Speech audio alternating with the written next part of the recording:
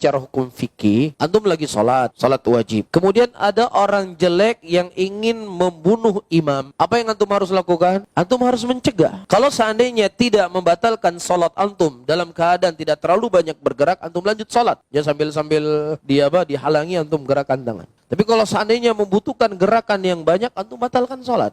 Apakah orang yang ingin membunuh ataukah ada binatang buas? Ada kalajengking misalnya ke imam, waduh gimana nih imamnya? Dibatalkan sholatnya. Menyelamatkan nyawa seseorang itu penting. Pada waktu itu ada seorang sahabat Rasulullah SAW. Ketika ada Mu'ad bin Jabal menyolati salat isya. Karena sholatnya terlalu panjang, akhirnya dia keluar dari sholat. Kemudian dia mengadu kepada Rasulullah SAW perihal siapa? Panjangnya imam pada waktu itu.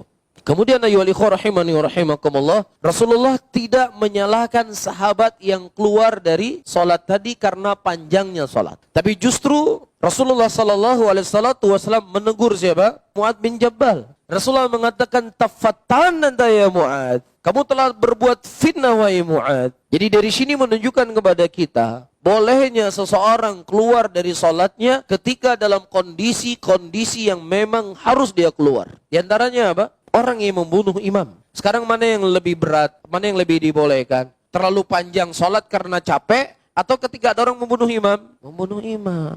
Jadi kalau misalnya terjadi gempa yang sangat kencang, kita khawatirkan ini masjid akan roboh, kita sedang sholat, lanjut sholat atau keluar sholat? Keluar sholat. Karena menjaga apa? Menjaga nyawa. Kalau seandainya orang tadi tidak boleh, dia keluar dari sholatnya akan ditegur oleh Nabi. Ente maunya sabar sedikit. Sampai selesai. Enggak ditegur oleh Rasul. Ketika tidak ditegur oleh Rasul berarti apa? Rasul mendiamkan. Ketika Rasul mendiamkan ini namanya apa? Sunnah takriri. Begitu juga misalnya ada ibu-ibu sholat, kemudian dilihat anaknya di atas ranjang tempat tidur. Mau jatuh ke bawah. Ya Allah yang jaga nanti itu.